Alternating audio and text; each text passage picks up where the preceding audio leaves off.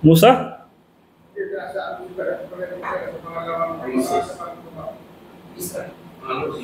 Si Isa. Si Moises? Bago si Noah. Bago si Noah. Tama po, Sat? Paano na si Prophet ko? Ha?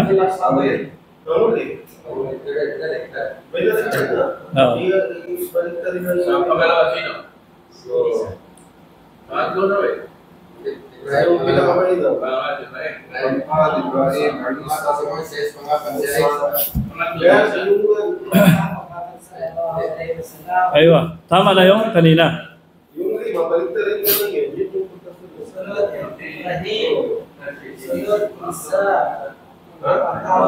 Musa alaihi salam. Naam.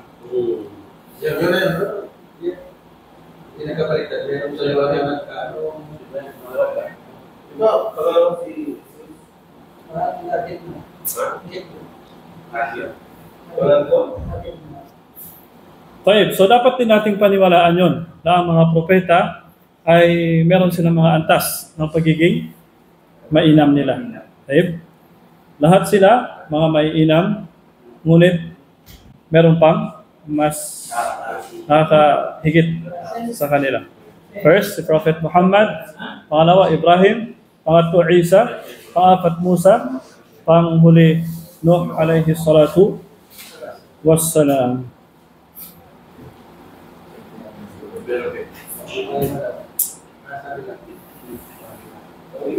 Kailan kayo may makita?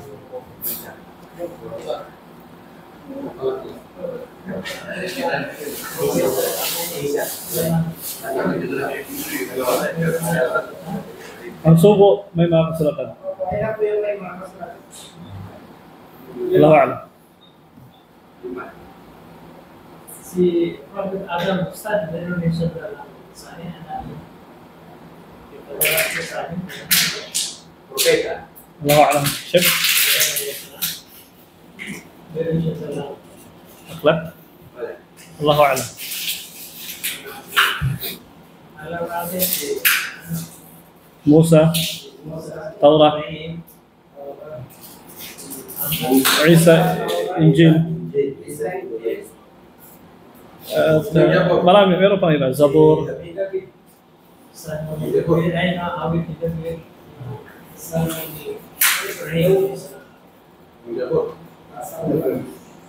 Inshallah, i-research natin kung po dyan. Inshallah. So, ganoon din mga kapatid sa Islam, i'tiqadu annahum balagul balagul mubin. Dapat nating paniwalaan ang mga propeta ay naipahayag nila o naipaabot nila ng maliwanag ang mensahe o ang revelation sa kanila ng Allah subhanahu wa ta'ala. At ganoon din, wassalatu wassalamu alaihim, katulad ng sinabi ni Sheikh kanina, kapag narinig natin ang mga pangalan nila ay magsalawat tayo. No? Ito yung pagsabi ng sallallahu alaihi wa sallam. Taib. Ngayon mga kapatid sa Islam, ano naman yung mga katangian ng mga propeta? No? Ano yung mga katangian nila? Una, al-wahy. Ang mga propeta ay mayroong bumababa na mga revelasyon sa kanila. Ang mga propeta at mga sugo ay mayroong bumababa ng mga revelasyon sa kanila mula kay Allah subhanahu wa ta'ala. Pangalawa, sa mga katangian nila, tanamu a'yunihim wala tanam qulubihim. Natutulog ang kanilang mata pero hindi natutulog ang kanilang puso. Yan ay katangian ng mga propeta. Kaya naman, sabi ng ating mga ulama, ang mga propeta, kahit sila ay natutulog, hindi nabaktal. Hindi nawalan ng saysay ang kanilang wudu. Sahid, tayo kapag natulog tayo ng mahimbing, yung wudu natin ay masisira. Tama? Pero ang mga propeta, kung sila ay nakatulog ng mahimbing, hindi pa rin nasira ang wudu nila. Kasi bakit? Ang natulog lang yung mata. Yung puso nila, gising. Gising pa rin yung puso nila. Hindi tulad natin, kapag natulog na tayo, wala na. Wala na tayo dito sa mundo. No? Nasa ibang planeta tayo. No? Hindi natin alam kung meron bang lumabas na hangin na kaya nasira yung ating wudu. So, pangalaw yun sa mga katangian ng mga propeta.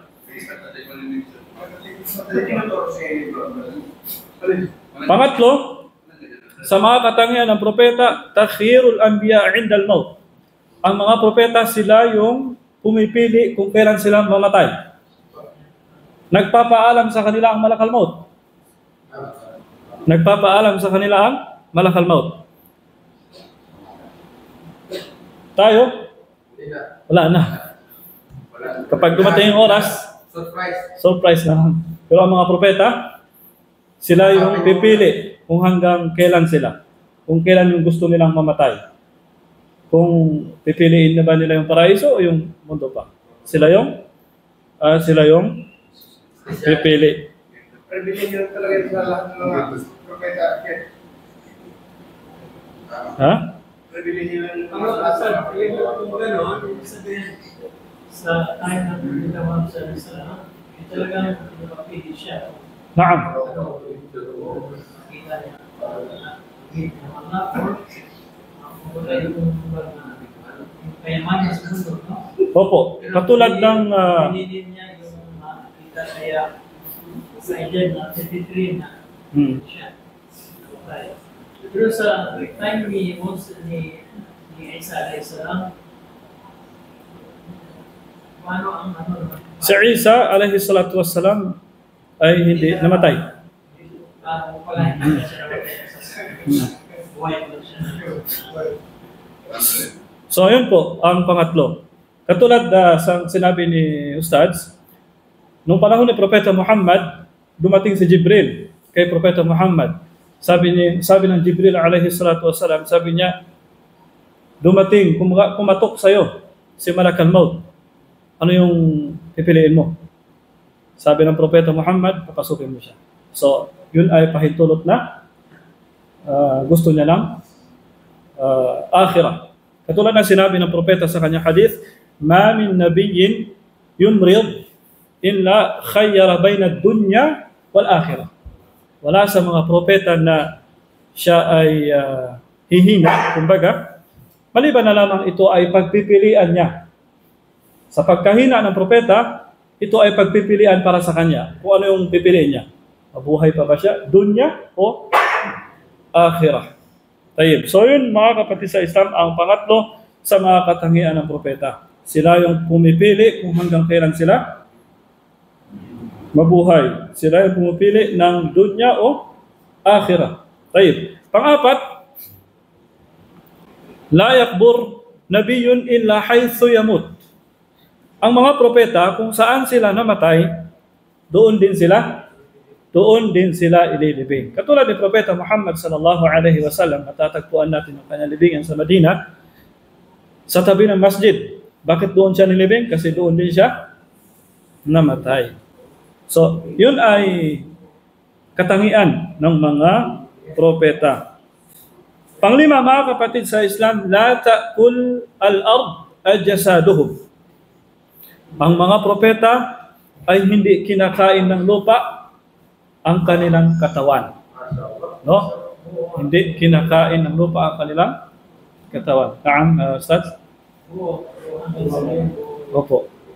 Hindi katulad natin, makalipas ang ilang taon, kung huhukain ulit, buto-buto na lang. Tanong lang, yung mga propeta ba, sila mamili kung kailan sila mamatay? Opo.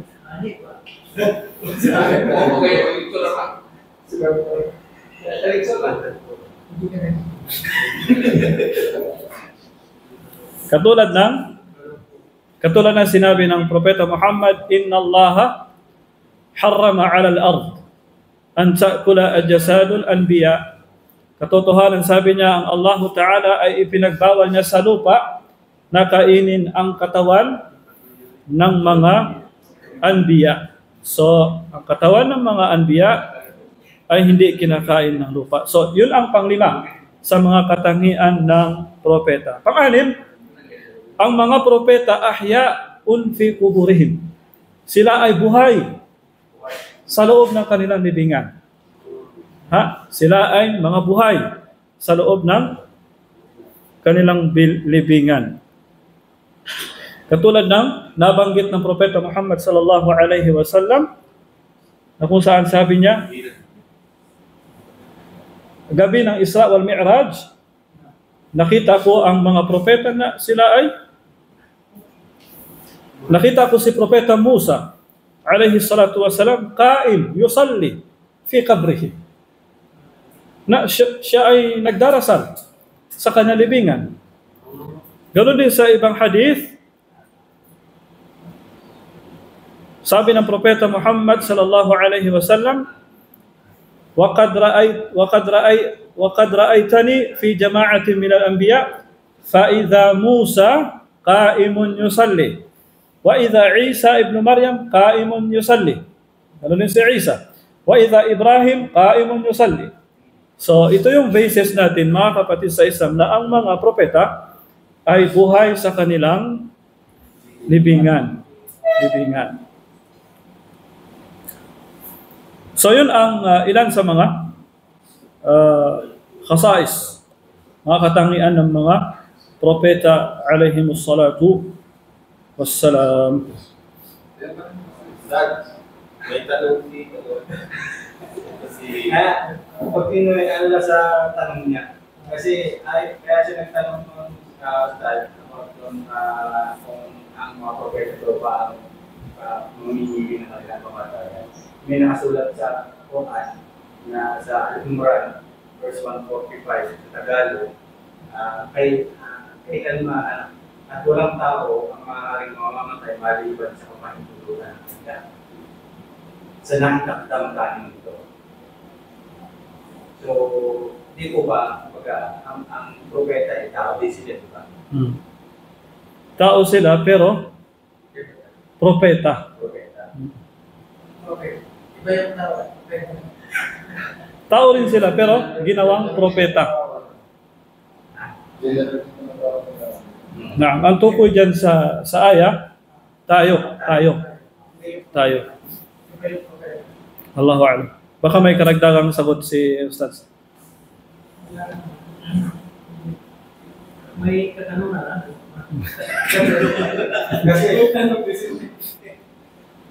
Kasi nung umakyat ang hindi tumawag sa kalagita, so nandito doon sila Isa, si Yahya, si Moses, si Ibrahim.